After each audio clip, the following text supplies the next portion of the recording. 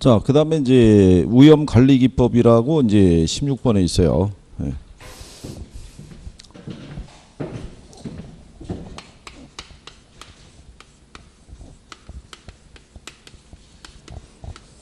자, 투자자가 위험을 관리하는 방법에서요. 제일 처음에 나오는 게 위험을 뭐 하는 게 있어요. 회피하는 게 있죠. 그러니까 위험을 회피한다는 얘기는 위험한 투자는 뭐 하겠다는 얘기예요. 제외한다는 얘기죠. 그렇죠? 그러면 위험을 전가하는 것이 있죠. 위험을 전가하는 것은 어디에 가입함으로써 보험에 가입 같은 것을 함으로써 내가 부담하는 위험을 다른 경제주체에게 전가시키는 거죠. 네, 그게 위험 회피하고 전가의 차이점이에요. 위험 회피는 내가 부담해야 될 위험 자체를 내가 아예 부담 안 하는 걸로 끝나는 거고, 이거는 다른 경제주체에게 전가시키는 개념이다. 이렇게 보시면 되겠고요. 그러니까 이거는 위험한 투자는 뭐 하는 거예요? 제외시키는 거예요. 그러니까 만약에 뭐 예금이 있고 주식이 있고 부동산이 있으면은 주식과 부동산은 포기하고 예금에만 이제 안전한 곳에만 투자하는 그런 유형이고요. 그 다음에 위험을 축소하는 게 있죠. 그 이제 위험 통제도 이 안에 들어가 있다 보시면 되겠고, 위험을 축소하는 방법 중에서 대표적인 게 뭐예요? 대표적인 게 위험을 축소하는 방법 중에 대표적인 거. 이게 보수적인 예측이라고 그래가지고요. 산출된 기대 수익률이 있죠. 기대 수익률의 뭐를 통해서, 하향 조정을 통해서. 그러니까 예를 들어서 투자 수익이 주어져 있을 때요. 최대, 중간 또는 최소가 이렇게 주어져 있으면 요 중에서 가장 작은 걸 선택한다는 얘기죠. 그러면 여러분들이 조금 아까 배우신 게 뭐 배우셨냐면 위험과 수익의 무슨 관계를 배우셨어요? 상쇄관계를. 위험과 수익의 상쇄관계라는 것은 위험과 수익이 서로 비례하잖아요. 기대 수익률과 표준 편차는 서로 비례하는 관계라는 거예요. 그러니까 기대 수익률을 낮추면 그만큼 자기가 부담하는 위험도 어떻게 돼요? 줄일 수 있다, 이런 얘기가 되는 거죠. 그러니까 위험은 줄일 수는 있는데 부를 극대화할 수는 없다고 그랬죠. 항상 수익률이 낮은 곳에만 선택이 되니까. 그러니까 위험은 줄일 수 있는 방법이 되는데 부를 극대화할 수는 없다, 그런 얘기죠. 거기까지 기억해 놓으시면 되죠. 그래서 이 보수적인 예측이라는 것은 기대 수익률의 하향 조정을 통해서, 그죠? 그러니까 위험은 뭘 할 수 있다는 거예요. 줄일 수 있는데 부를 극대화할 수는 없다는 얘기죠. 그러니까 수익의 극대화, 이거는 기대할 수 없다. 그 다음에 이제 두 번째로 하는 게 뭐가 있냐면 얘를 사용하는 거죠.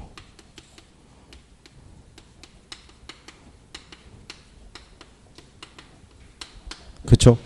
그러니까 요거는 장래 기대되는 수익이 주어져 있을 때 그 투자에 대한 뭐가 커지면, 위험이 커지면 요구 수익률을 뭐를 해서 상향 조정해서 그 위험에 대처하는 거죠. 그렇죠? 그러니까 위험 조정 할인율이 뭐라고 그랬냐면 이게 요구 수익률이죠. 우리가 아까 투자자는 위험 회피적이라고 그랬죠.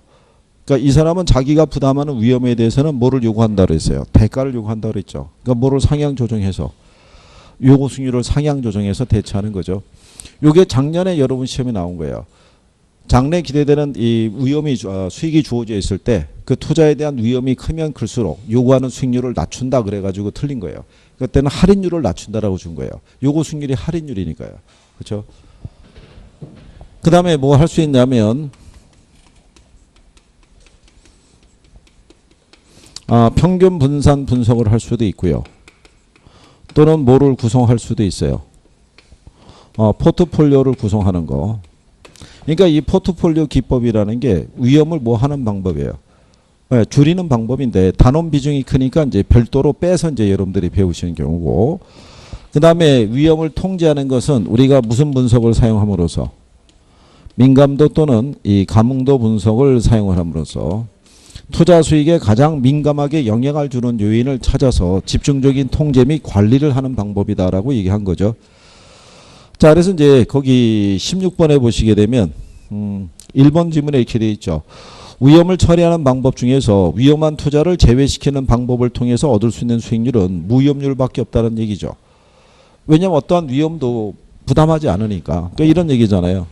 투자자의 요구 수익률은 무위험률 플러스 위험 할증률로 돼 있잖아요. 그죠?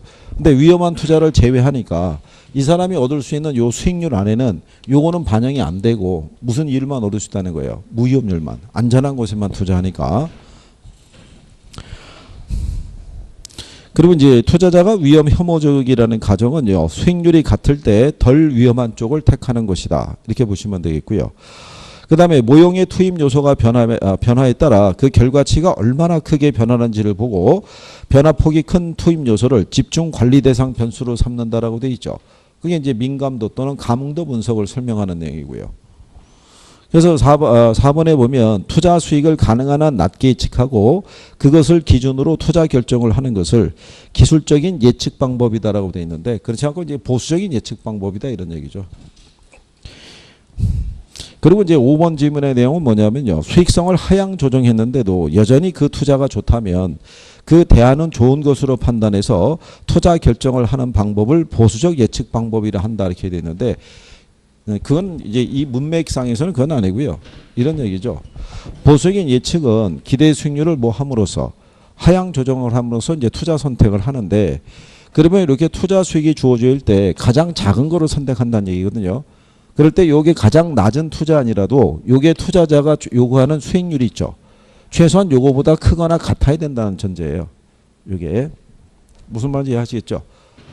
투자 수익을 추정했을 때 가장 작은 거를 선택했다는 얘기죠. 그러니까 무조건 낮은 것만 선택하는 게 아니라 수익률이 작더라도 최소한 그 수익률은 투자자가 요구하는 수익률은 충족이 돼야 된다라는 그런 얘기죠. 여기서 그 표현을 쓰고 있으니까 이렇게 정리하시면 되겠고요. 그리고 이제 17번에 보면 위험 조정 할인율을 사용하는 방법에 속하는 걸 물어봤죠. 그래서 이제 3번에 보면 위험이 증가할 때 요구 수익률을 뭘 한다는 얘기예요. 상향 조정한다라고 이렇게 보시면 되겠죠. 무슨 말인지 아시겠죠? 그래서 이제 그런 내용 정도 정리하시면 되겠고요. 그 다음에 이제 뒤로 넘어가시게 되면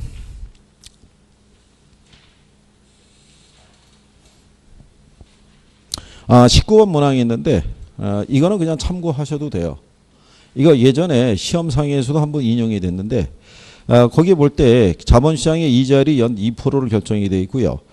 위험과 유동성 제약에 대해서 4%의 수익률 프리미엄을 요구할 때 세금을 전혀 고려하지 않을 때 매년 2.5%씩 가격이 상승하는 부동산 임대료의 연 수익률은 최소한 얼마가 돼야 투자 가치가 되느냐. 그래서 요구 수익률을 산정하는 개념인데 부동산 가치가 변하면요. 다른 자산의 가치도 변해요.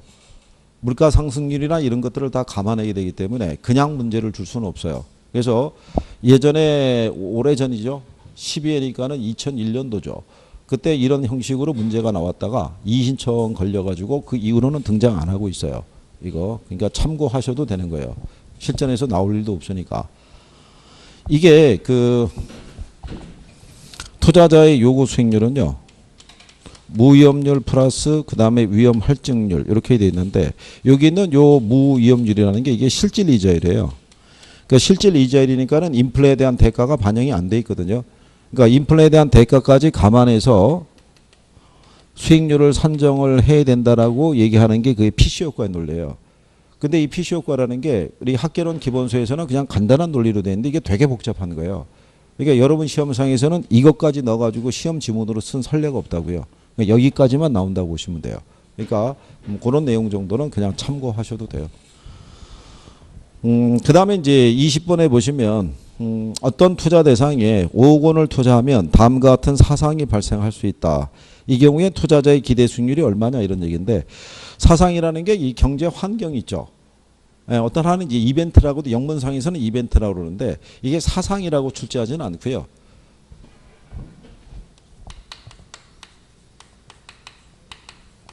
미래 우리가 여러 가지 어떤 경제 상황이라는 게 발생할 수 있어요, 없어요? 있을 거 아니에요. 그러니까 거기처럼 사상 1, 2, 3 이렇게 주지는 않고요. 불황이거나 정상이거나 또는 호황이거나 이런 식으로 준다고 생각하시면 되겠죠. 그래서 거기 보시면은 자 불황일 때는 얼마? 5천만 원. 그 다음에 정상일 때는 얼마? 7천만 원. 호황일 때는 얼마? 8,500만 원. 이렇게 주어지고요. 거기에 따른 이제 뭐가 주어져 있는 거예요. 네, 확률이 주어져 있는 거죠. 그러니까 투자로부터 예상되는 뭐가 되겠어요? 수익. 근데 여기에 이렇게 절대값으로 줄 수도 있고 백분율로도 줄 수 있는데 절대값으로 나온 케이스는 한 번 정도밖에 없어요. 대부분 다 뭐로 줘요? 수익률로 줘요. 수익률로. 그죠?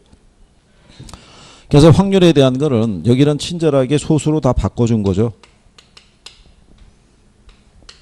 지난번에 설명해 드린 것지만요. 이게 백분율을 계산할 때는 한쪽을 소수로 바꿔야지만 계산이 편한 거죠. 근데 이거는 뭐니? 이건 이제 금액으로 나왔잖아요. 굳이 뭐 바꿀 필요는 없죠. 그냥 계산하시면 되니까. 그러면은 5천에 30%하면 얼마겠어요? 1,500이겠죠. 그죠? 7천에 50%면요. 3,500일 거 아니에요. 그 다음에 8,500에 20%면 얼마 나오겠어요? 한 1,700 이렇게 나오겠죠. 그럼 다 더하면 얼마 나오겠어요? 4,500에다가 6,700. 그럼 내가 투자한 돈이 얼마냐면 5억 투자했잖아요. 그럼 이거 계산하시면 되죠. 네, 그렇게 해서 계산하시면은 13.4% 이렇게 나온다는 얘기죠.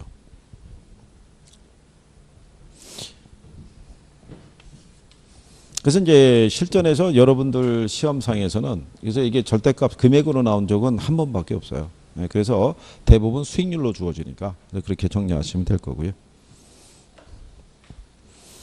그 다음에 이제 뒤로 넘어가시게 되면 주요 기출문제라고 되어 있는데요. 올바른 것을 고른 것 이렇게 주어져 있죠.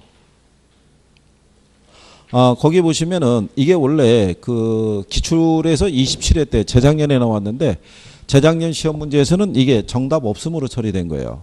정답 없음으로. 그러니까 이거 수정해 준 거죠. 그러니까 거기 문제 22번 밑에 가면 제27회 수정이라고 돼 있죠.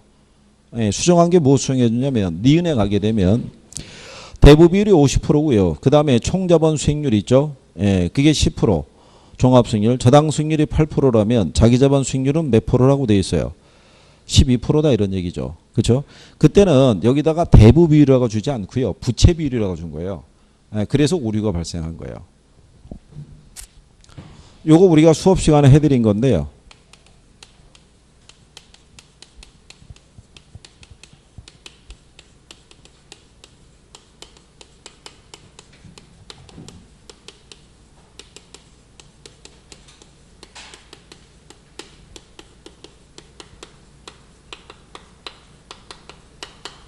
이렇게 해서 이제 우리가 구할 수 있을 때요.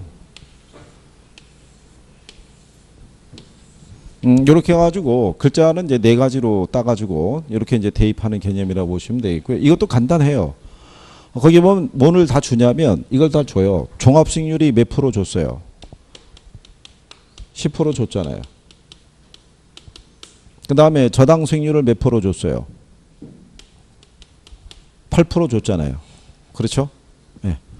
8% 주고 그때 당시에는 시험상에서는 요 부채 비율을 얼마를 줬냐면 50%를 준 거예요. 부채 비율. 그죠? 부채 비율이 50%라는 얘기는 여기다 얼마를 대입하면 돼요? 에? 부채 비율 50%라는 얘기는 0.5. 그렇죠?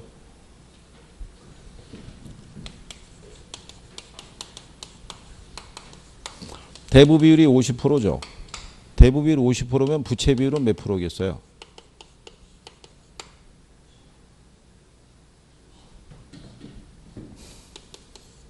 요 부채 비율은 100%라고요. 예? 이게 부채 비율이라는 거는 자기 자본의 타인 자본의 크기를 백분율로 표시한 거잖아요. 그러면 지분하고 그 다음에 뭐 부채의 크기를 표현했을 때 대부 비율이 50%라는 얘기는요. 전체 자산이 100일 때 빌린 게 50이라고요. 그러면 전체 자산 중에서 빌린 게 50이면 내게 50일 거 아니에요. 그러면 약분하면 1 나올 거 아니에요. 곱하기 100 하면 100% 나올 거고. 그러니까 이게 예를 들어서 부채 비율이 예를 들어서 몇 프로? 100%라는 얘기는 1이라는 얘기라고요. 1. 그러니까 얘가 50%니까 얼마겠어요? 0.5가 나올 거 아니에요. 그러면 10에서 8을 빼면 2가 나오죠. 2 곱하기 0.5 하면은 1% 나오죠. 그러면 10에다가 1을 더하면 11%가 될 거 아니에요. 그러니까 오류가 발생했던 거라고요. 출제할 때는 부채 비율을 50% 주고 수익률이 12%다 이렇게 출제해 준 거예요. 그게 오류가 발생했으니까 여기서는 지금 다시 바꿔가지고 거기다 무슨 비율로 해준 거예요? 대부 비율로. 그러면 대부 비율이 50%면은 부채 비율이 몇 프로란 얘기예요? 얘가 100%니까 1이 날 거 아니야. 1. 그럼 얘가 1이 되면 어떻게 돼요? 2 곱하기 1은 2잖아요. 그러니까 10에다 2를 더하면 12% 나오겠죠.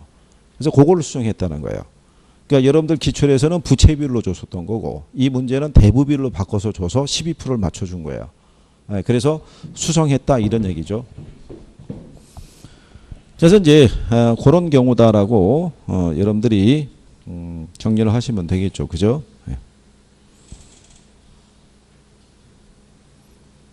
그리고 이제 리을에 가면 이렇게 돼 있죠. 총 자본 수익률과 저당 수익률이 동일할 때 있죠. 그때는 무슨 효과가 나타나요? 중립적 레버리지 효과죠.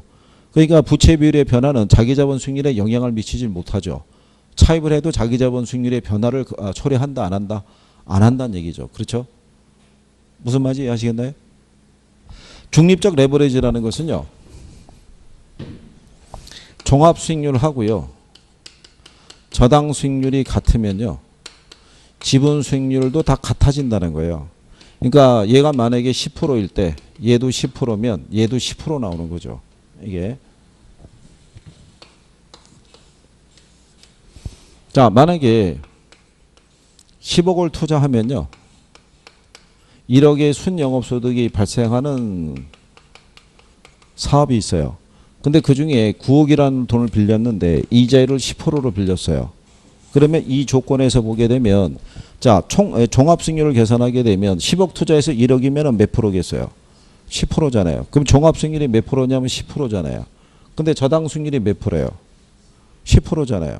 그럼 지분수익률 계산하면 1억에서 이게 종합수익이면 저당수익 빼주면 된다고 그랬죠. 9억에 10%면 얼마예요? 9천이잖아요. 그럼 9천 빼면 남는 게 얼마예요? 1,000만 원이잖아요. 그러면 전체 10억 중에서 9억을 빌렸다는 얘기는 내 돈이 1억 들어갔다는 얘기잖아요. 그럼 1억에 1,000이면 몇 프로겠어요? 그럼 10%잖아요. 다 같아지잖아요. 그러니까 차입을 하더라도 내가 그냥 융자를 차입하지 않고 투자해서 얻는 수익률하고의 차이가 없잖아요. 융자를 받아서 투자하거나 융자를 받지 않고 투자하거나 수익률에 크게 변화가 있다 없다. 변화가 없잖아요. 그렇기 때문에 이게 같을 때는 변화에 크게 영향을 못 준다는 얘기예요. 무슨 말인지 이해하시겠어요? 그래서 이제 그걸 수정해 가지고 이제 답을 3번 이렇게 맞춰준 거죠. 그래서 처음에 출제자들이 답을 3번으로 이렇게 발표를 했었어요. 가답을 발표했다가 잘못됐다는 걸 인식을 하고 전항정답 처리해 준 거죠. 그래서 또 구제당한 사람들이 많죠. 왜냐하면 한 문제에 걸려있는 분들이 많았으니까. 한 문제만 구제되면요. 한 뭐 몇백 분은 그냥 합격하는 거죠. 추가로. 그러니까 그것도 운이라고밖에 할 수가 없죠. 그러니까 이제 그것도 본인이 틀렸던 거를 해야지 도움이 되는 거죠. 그리고 이제 뒤에 넘어가시게 되면 24번이 있죠. 이건 이제 기출이니까요. 24번에 보시면 이게 작년 기출이죠. 부동산 투자의 위험 분석에 관한 설명으로 틀린 거 그랬을 때 여기 조건이 붙죠. 무슨 투자자라고? 위험 회피형 투자자라고 단서를 줘야 돼요. 줬을 때 4번 지문이 틀린 거를 얘기할 수 있는 거죠. 4번에 보면 위험 조정 할인율을 적용하는 방법으로 장래 기대되는 소득을 현재 가치로 환산할 때 위험한 투자일수록 낮은 할인율을 적용한다면 틀리죠. 자, 위험 회피적인 투자자는 자기가 부담하는 위험이 커지면 반드시 거기에 상응하는 대가를 요구한다고 그랬죠. 그러니까 요구하는 수익률을 높이지 낮추진 않죠. 그러니까 그게 틀린 답이 되겠죠. 간단하게 이렇게 준 거죠. 맞출 수 있게끔. 그죠? 자, 그래서 이제 그렇게 정리하시면 되겠고요. 그 다음에 이제 1번 그 밑에 이제 평균분산 결정법하고 포트폴리오 있으니까 그것도 이어서 푸시죠. 자, 평균분산 결정법이라고 해보셨죠? 기억하시죠?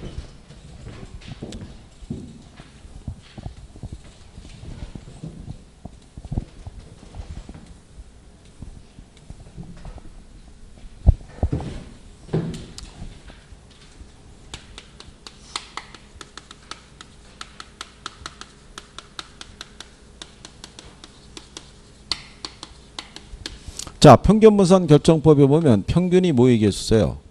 이 기대 수익률이죠.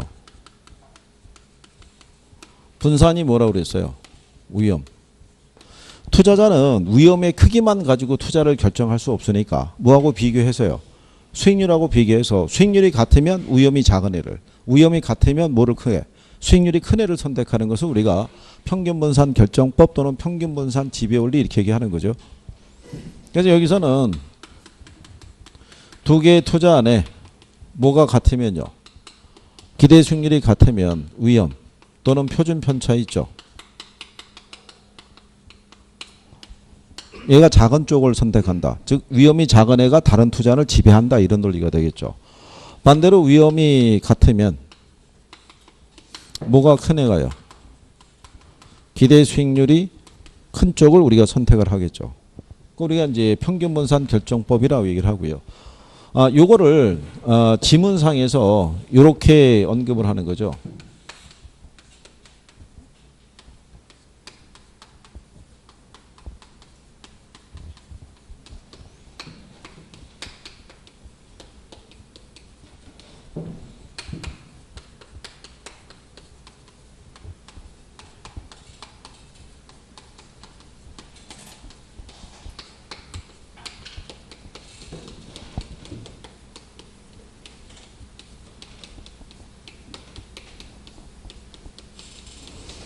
A와 B의 그러니까 이제 문제상에서는 A 투자안과 B 투자안의 기대 수익률이 같을 때 B 투자안의 기대 수익률의 표준 편차가 A 투자안보다 더 크다면 우린 뭐를 선택하겠어요? 그러면 A를 선택하겠죠. 기출에서 요 표현까지는 출제를 한 거죠. 여기까지. 그래서 우리가 표준 편차의 의미를 설명을 해준 거죠. 표준 편차가 뭔지를 정확하게 알아야 되니까. 그러니까 요건 아까 우리가 해본 거잖아요.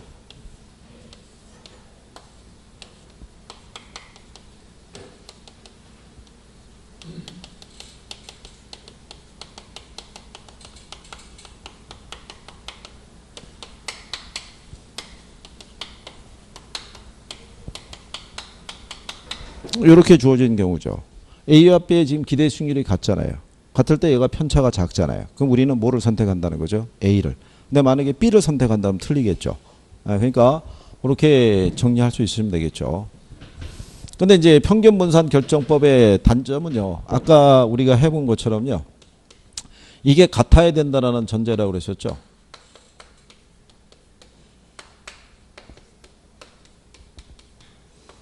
이렇게 주어져 있으면은 C하고 D를 비교하면 우리는 D를 선택할 수 있는데 A와 D를 놓고 선택하기는 어렵다고 그랬었죠.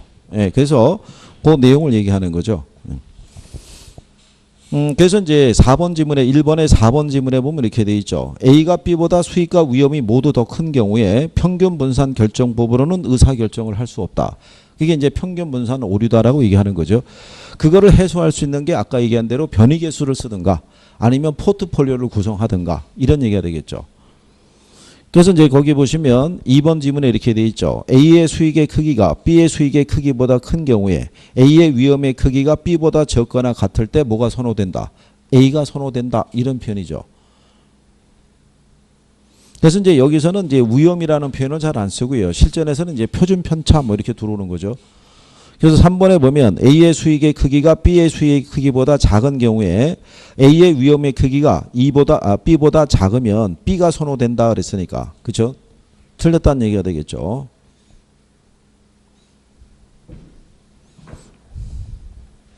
이때는 위험과 수익의 크기가 서로 어떻다는 얘기예요. 다르잖아요. 그죠? 그러면 평균 분산 결정법으로는 선택하기가 곤란하다 이런 얘기죠. 근데 이렇게 하게 되면 문장을 읽을 때 이걸 구별하기가 쉽지가 않아요. 그래서 출제자들이 이거 할 때는 저렇게 기대 수익률하고 뭐하고 표준 편차를 줘서 구별을 좀 더 확실하게 해준다고요. 읽으면서 이게 무슨 말인지를 갖다가 이게 헷갈리게 되면은 답을 해독하기가 쉽지 않죠. 그래서 요거는 그 대학 교수가 이제 그 부동산 학에 관련돼 있는 이제 서적을 출간했을 때 그 안에 표현을 이렇게 하는 거예요. 이렇게. 그대로 옮겨와서 그렇다라고 생각하시면 되고요. 자, 그래서 이제 그런 내용이고요. 뒷장에 넘어가시게 되면 자, 문제 2번에 가시면 이렇게 돼 있죠. 3번 지문에 평균 분산 결정법은 위험 기피적인 투자자를 전제한 의사결정이라고 해놨죠. 아까 우리가 처음에 이거 얘기했었죠. 기억하나요? 여기서 얘기하는 투자자는 다 위험 회피적이라고 그랬잖아요. 위험 회피적인 투자자는 위험 혐오적인 행동한다고 그랬죠. 위험 혐오적인 행동이라는 게 뭐라고 그랬어요? 기대 수익률이 같으면 위험이 작은 애를 선택하는 거라고 그랬잖아요. 그렇죠? 그거에 기초해서 만들어진 게 평균 분산 결정법의 논리다 이렇게 설명한 거죠. 그게 효율적 전산하고도 같이 연결이 되는 거고요. 자, 그래서 이제 그 4번에 서로 다른 두 투자안이 위험이 크면서 수익이 동시에 크다면 평균 분산 결정법으로는 의사결정하기가 곤란하다 이런 얘기죠. 그때 평균 분산 결정법으로 의사결정하기가 곤란한 경우에 포트폴리오를 구성해서 의사결정을 내릴 수가 있죠. 근데 이를 통해서 모든 위험을 줄일 수는 없죠. 줄일 수 있는 거는 비체계적 위험 하나밖에 없죠.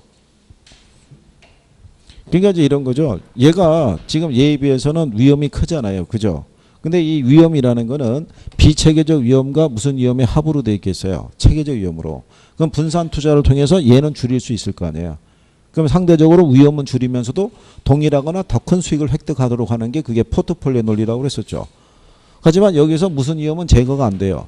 체계적 위험은 제거가 안 되는 경우죠. 그래서 포트폴리오의 총 위험은 반드시 구별할 수 있으셔야 돼요. 그죠?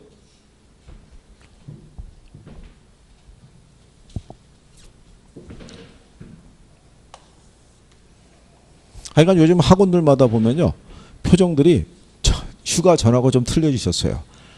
갔다 와가지고 갑자기 이제 원서 접수하니까 이제 뭔가 확 오는 이제 느낌이 받으셨나 봐요. 그래가지고 요즘은 이제 조금 이제 부담도 좀 느끼시고 이제 그런 것들이 있더라고요.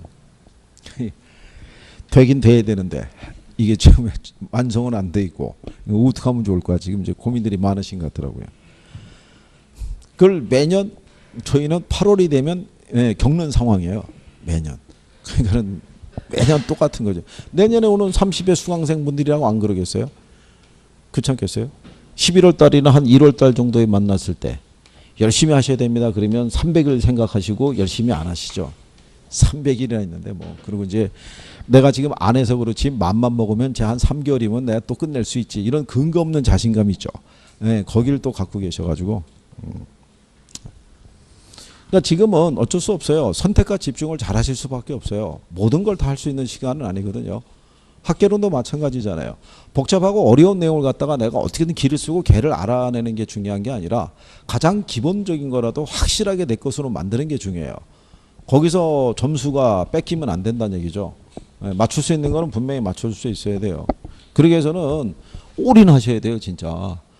여기에 한 78일 정도 남았는데 올인해야지만 그래야지만 어떤 이제 소기의 결과가 나올 수가 있죠. 지금하고 똑같은 패턴으로 가면요. 결과가 거의 나와 있다고 봐도 과언이 아니죠. 그렇잖아요. 이 상태로 쭉 들어가서 10월 27일이 됐다 이거죠. 자신할 수가 없잖아요. 그렇죠? 그렇다고 저희 커플도 결혼을 미룰 수 있는 건 아니잖아.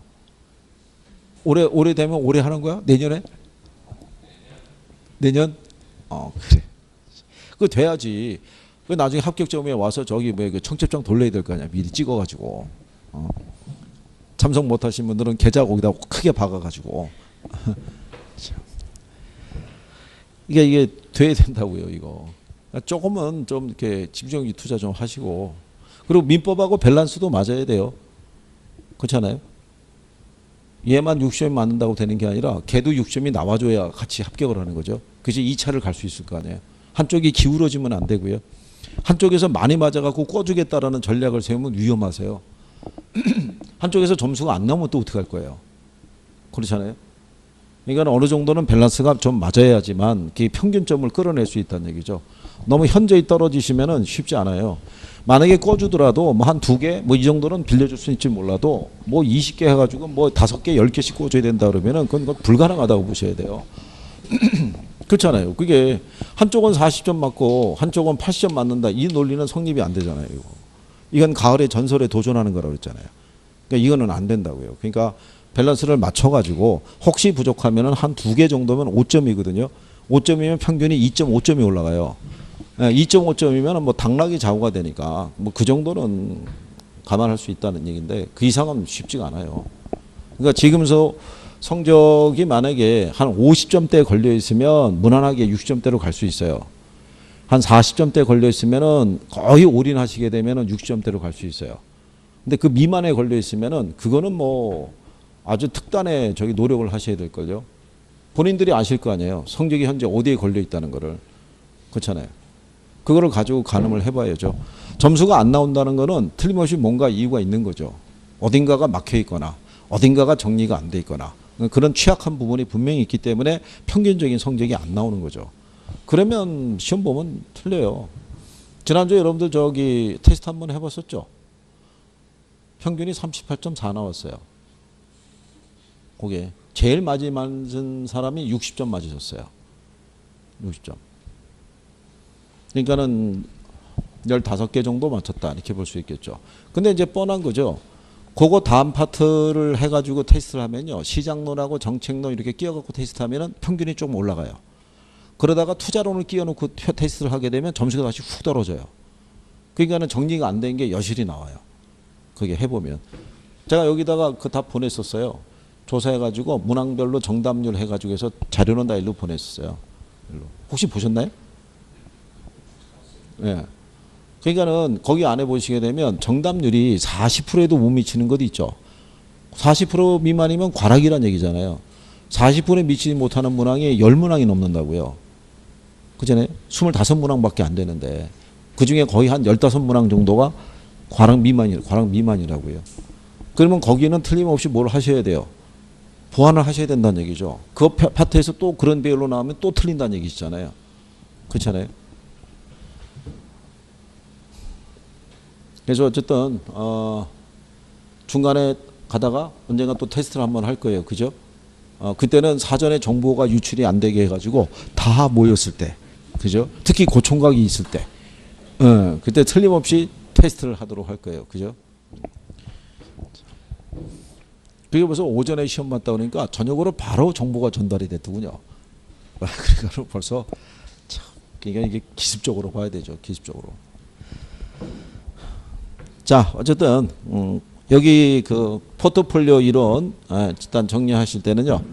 일단 포트폴리오에 뭐는 아셔야 되냐면 이거 아셔야 돼요.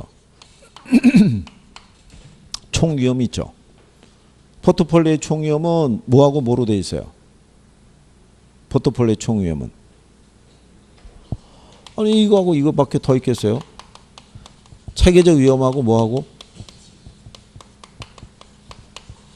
그렇죠? 우리가 여기서 제거할 수 있는 위험은 뭐를 제거할 수 있는 거예요? 그렇죠. 얘를 제거할 수 있죠. 얘는 총 위험에서 뭐를 뺀 거라고 보시면 돼요. 체계적 위험을 뺀 거죠. 그러니까 결론적으로 여기 있는 총 위험도 줄어들 수 있어요, 없어요?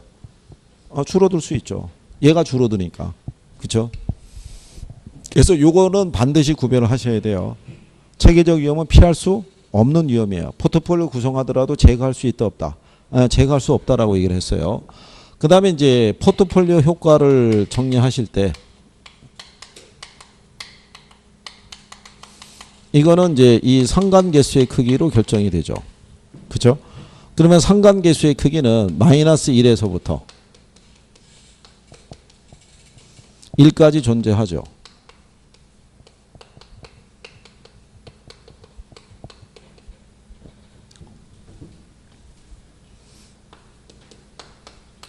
자, 그러면 여기서 우리가 이 1이라는 거는 뭐를 의미를 했어요?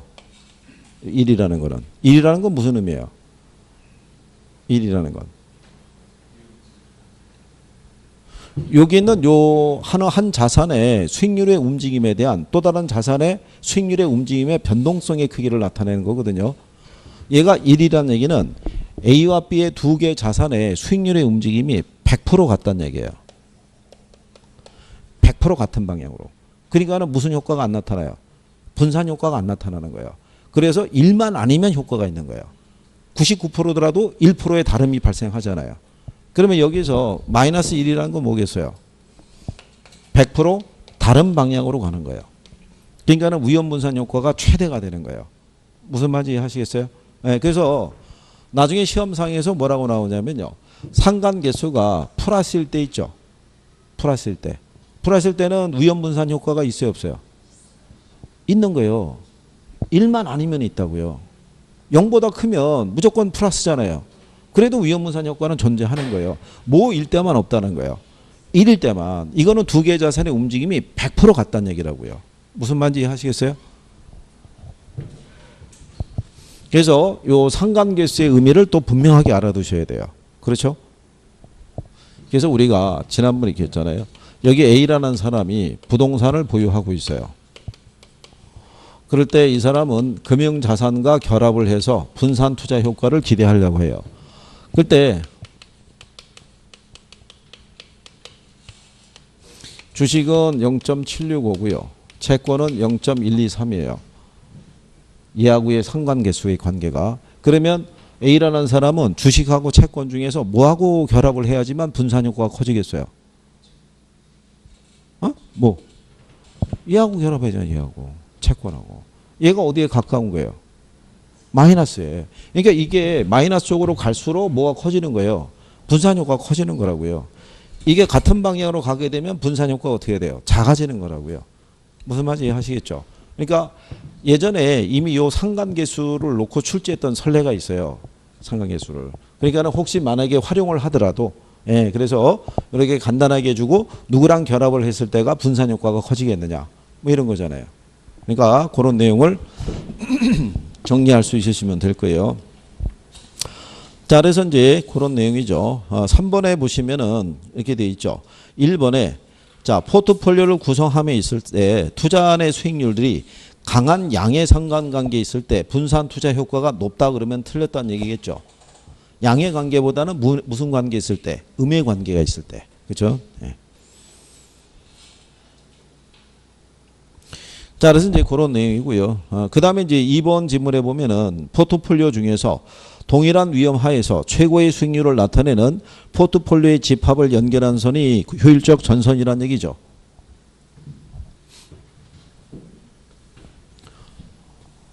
아까 우리가 이제 그 효율적 전선에 대한 거 한 거 기억하시죠?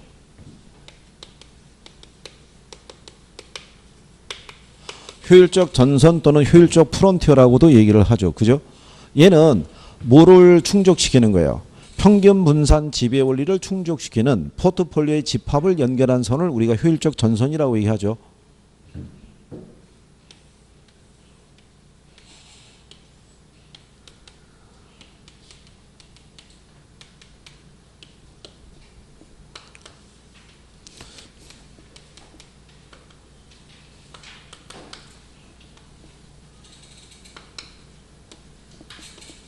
자, 이 조건 하에서 여기 B하고 C가 있으면 우리는 뭐 선택한다 그랬어요?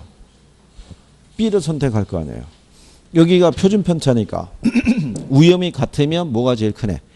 네, 수익률이 제일 큰 애를 선택하는 거죠. 그렇죠? 근데 이 점에서는 그 이상의 수익은 올릴 수 없다고 그랬죠. 더 큰 수익을 올리려면 어떻게 된다 그랬어요?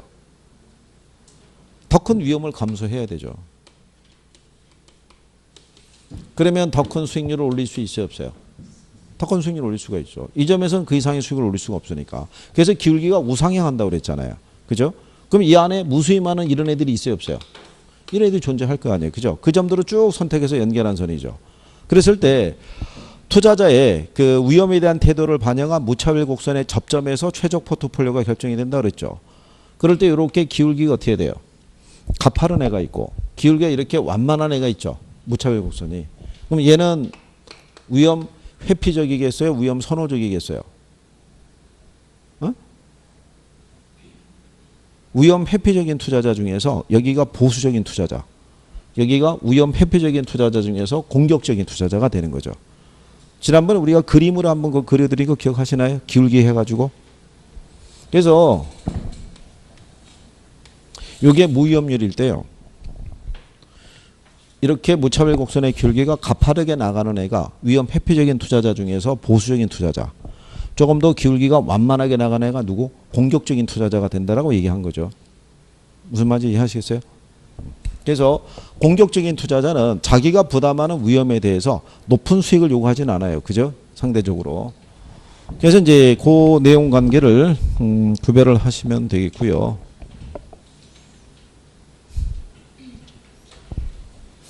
그 다음에 이제 4번 문제 가셨을 때요. 그거 보시게 되면 1번에 포트폴리오를 구성하는 자산의 수가 많을수록 비체계적 위험이 감소되는 이유는 각 자산의 예상 수익률의 분포 양상이 서로 다르기 때문이다. 이런 얘기죠. 그렇죠?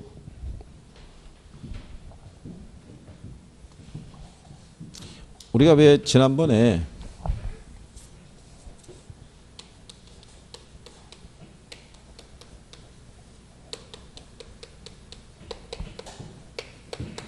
소주하고 맥주가 있으면요. 소주는 여름에 매출이 좀 떨어지고 겨울이면 매출이 좀 커지고 맥주는 여름에 상대적으로 겨울에는 매출이 좀 부진하다. 이렇게 했을 때. 그죠? 이것도 또 소주하고 맥주를 예를 들어드렸더니 또 납득을 못 하시는 거죠. 어저께 둘이 말아서 드셨다는 거죠.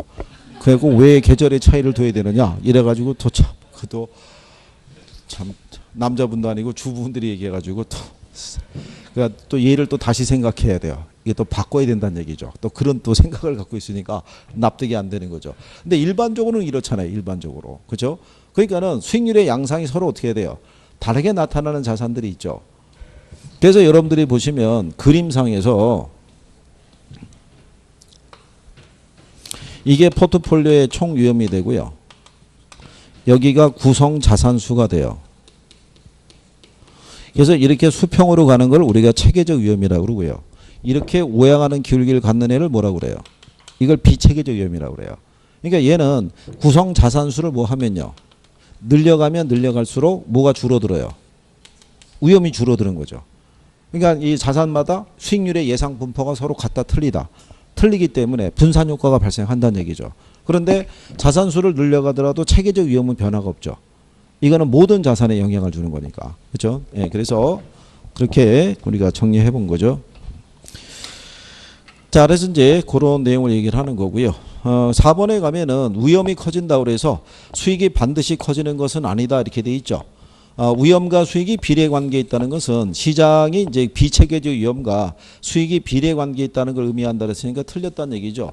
위험과 수익이 비례관계에 있을 때 그 위험은 체계적 위험을 얘기하는 거죠. 무슨 말인지 아시겠나요? 그래서 그 부분에 대한 대가를 요구하는 것은요. 왜? 투자자들은 비체계적 위험은 분산 투자하면 제거할 수 있잖아요. 그러니까 그 부분에 대한 대가를 요구하는 건 아니라고요. 하지만 체계적 위험은 투자자 입장에서는 자기가 제거할 수 있는 위험이 아니잖아요. 그 때문에 그 부분에 대해서는 대가를 요구할 수밖에 없다는 얘기죠. 그래서 4번에 대한 부분이 잘못되어 있다. 이렇게 정리하시면 되겠고요. 그 다음에 이제 뒤로 넘어가시게 되면요. 참, 지난번에 우리가 설명했을 때 부동산은 지역성하고 개별성이 강한 상품이죠. 그러니까 포트폴리오를 구성하는 게 쉬워요, 어려워요? 어? 부동산은 지역성과 개별성이 강한 상품이잖아요. 그러니까 포트폴리오를 구성하는 게 쉽다, 어렵다? 어? 빨리 쉽다고 얘기해 주세요. 그러니까 쉬운 거죠. 지역성과 개별성이 강하니까. 그렇죠? 논문에서도 조사가 된 게 있어요. 서울에 있는 부동산과 지방에 있는 부동산에 투자하게 되면 분산 효과가 나타나는 걸로 조사가 돼 있어요. 그게. 그러니까 그런 논리로 인식을 하시면 되겠고. 그래서 6번에 보시게 되면요. 1번 지문에 이렇게 돼 있죠. 두 자산으로 포트폴리오를 구성할 때 포트폴리오에 포함된 개별 자산의 수익률 간의 상관계수가 0인 경우에는 분산 투자 효과가 없다고 그러죠. 0일 때는 분산 투자 효과가 있어요, 없어요? 있죠. 여기 여러분들이 보시지만 1일 때가 없다고요. 0일 때는 당연히 분산 투자 효과가 존재하죠. 그렇죠? 그래서 이제 거기 그 4번 지문에 보면 분산 투자를 통해 비체계적 위험뿐만 아니라 체계적 위험도 상쇄시킬 수 있다 그랬으니까 틀리다는 얘기죠. 그러니까 지문 안에 혹시 비체계적 위험하고 체계적 위험이 같이 들어오거나 아니면 체계적 위험이 들어오게 되면 이걸 제거할 수 있다 없다 그 표현만 먼저 살펴보는 거예요. 다 보지 말고. 그래서 그 다음에 이제 3번에 보면 위험 회피형 투자자 중에서 공격적인 투자자는 보수적인 투자자에 비해서 위험이 높더라도 기대 수익률이 높은 투자를 선택한다 이런 얘기죠. 조금 아까 우리가 여기서 그림으로 해봤었죠. 기억하시나요? 그래서 이제 그 내용이죠. 그 다음에 이제 7번에 보시면 포트폴리오 기대 수익률 계산하는 게 있죠. 이거 우리가 이제 수업 시간에도 한번 해드린 건데 7번하고 8번의 차이가 뭐냐면요. 7번은 확률이 몇 프로예요? 50%예요. 50%. 이거는 계산할 수 있어요. 암산으로. 그런데 밑에 있는 8번은 확률이 어떻게 돼요? 틀리잖아요. 40대 60으로. 그리고 비중도 틀리잖아요. 그죠? 한쪽이 50%씩이면 계산해 볼 수 있는 거예요.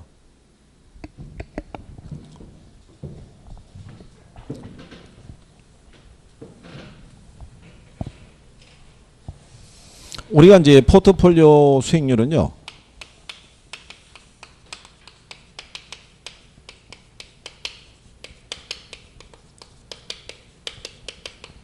개별 자산의 기대 수익률의 합계에다가요. 개별 자산이 전체 자산에서 차지하는 비중이 있죠. 이거를 곱해서 우리가 계산해야 되죠. 앞에서 배웠던 거는 그냥 개별 자산의 뭐만 구하면 돼요. 기대 수익률만 구하면 되죠. 호황이냐 불황이냐 또 정상이냐에 따른 확률 값에다가 곱해서 구하면 되는데 여기는 한 번 더 곱해줘야 돼요. 비중에 대해서. 근데 거기 보면은 A 부동산이 있고 B 부동산이 있고 뭐가 있어요. C가 있을 때 포트폴리오 비중이 주어져 있죠. 그래서 비중이 주어져 있을 때 얘가 40, 얘가 30, 얘가 얼마예요? 30 이렇게 돼 있고요. 그 다음에 경제 상황별 예상 수익률 했을 때 호황과 불황일 때 있죠. 예, 거기 보시면 얘는 6하고 4가 되고요. 얘는 8하고 4. 그 다음에 얘는 10하고 2 이렇게 되겠죠. 근데 얘네 확률이 50대 50이잖아요. 그죠? 예, 그러면 50대 50일 때는 어떻게 하면 된다 그랬어요? 두 개 더해서 나누기 하면 되죠. 6하고 4를 더하면 10이죠. 10의 절반이면 얼마겠어요? 5잖아요. 그러면 5 곱하기 4죠. 그죠? 그럼 원래는 이거 소수로 이렇게 바꿔야 되죠. 이렇게. 그러면 5, 4, 20이니까 몇 프로겠어요? 2% 나올 거고. 두 개 더하면 12%잖아요. 12%의 절반이면은 6%죠. 그럼 6 곱하기 0.3 하면은 1.8% 나올 거 아니에요. 그죠?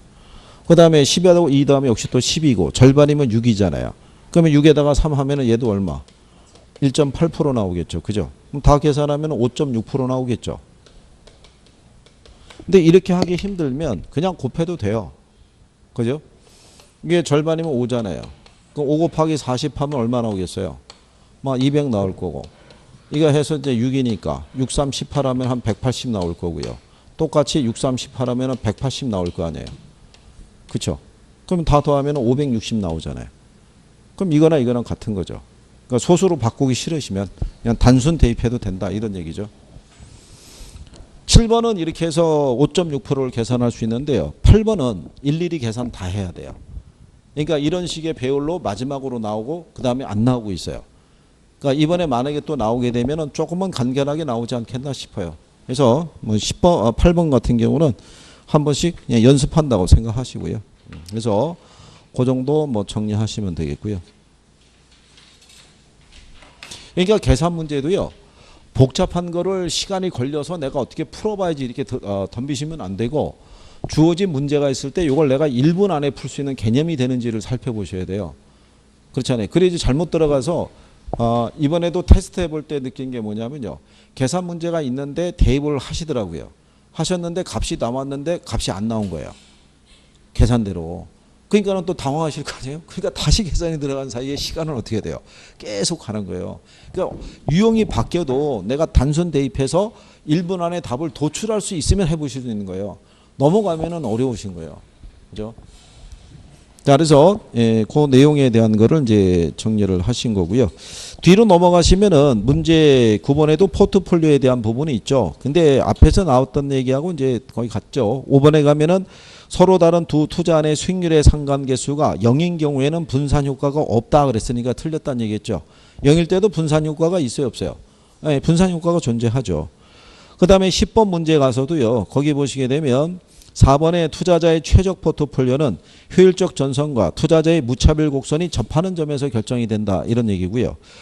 5번에 가면은 이 포트폴리오 구성 자산들의 수익률의 분포가 완전한 음의 상관관계에 있을 때 자산 구성 비율을 조정하면 체계적 위험을 0까지 줄일 수 있다는 게 틀렸겠죠. 비체계적 위험을 완전히 제거할 수 있다 이런 얘기가 되겠죠. 그래서 5번이 잘못되어 있으니까요. 그 정도 보시면 되겠고. 뒤로 넘어가시면 주요 기출문제라고 나와 있죠. 거기 기출문제는요. 간결하게 줘요. 그래서 거기 1번 지문에 보면 상관계수가 1일 때는 분산 투자 효과가 없다는 얘기죠. 그렇죠? 근데 4번에 가면은 분산 투자를 통해서 비체계적 위험뿐만 아니라 무슨 위험도 체계적 위험도 상쇄시킬 수 있다 했으니까 걔가 답이 되겠죠. 그렇죠? 그 다음에 이제 13번에 대한 것도 그거죠. 1번에 체계적 위험은 제거가 가능하다 그랬으니까 틀렸잖아요. 그 다음에 1보다 작을 때는 위험 절감 효과가 나타나지 않는다 그러니까 틀렸다는 얘기죠. 1만 아니면 효과가 있어요, 없어요? 1만 아니면 효과가 있죠. 두 개의 자산의 수익률이 서로 다른 방향으로 움직이면 상관계수는 음의 값을 갖겠죠. 그러면 이제 위험 분산 효과가 커진다고 봐야겠죠. 5번에는 체계적 위험을 줄여나갈 수 있으며 그랬으니까 틀렸을 거 아니에요. 그래서 답을 4번을 준 거죠. 효율적 프론티하고 투자자의 무차별 곡선이 접하는 점에서 최적 포트폴리오가 결정이 된다라고 이렇게 준 거죠. 그러니까 여기 있는 13번 문항은 조금 더 복합적으로 물어봤다고 볼 수 있는데 그래봐야 내용이 간단하잖아요. 몇 개 없잖아요. 그러니까 포트폴리오는 그래서 다른 데서도 테스트 해보면요. 투자론 쪽에서 포트폴리오는 그래도 정답률이 조금 높으신 편이에요. 포트폴리오는 다른 데에 비해서. 그런데 이 다음에 나오는 화폐 시간가치서부터 투자 분석 기법까지는 정답률이 현저히 떨어져요. 예, 그러니까 거기를 조금 더 보완을 하셔야 될 거예요. 잠깐 쉬었다가 또 이어서 하시죠.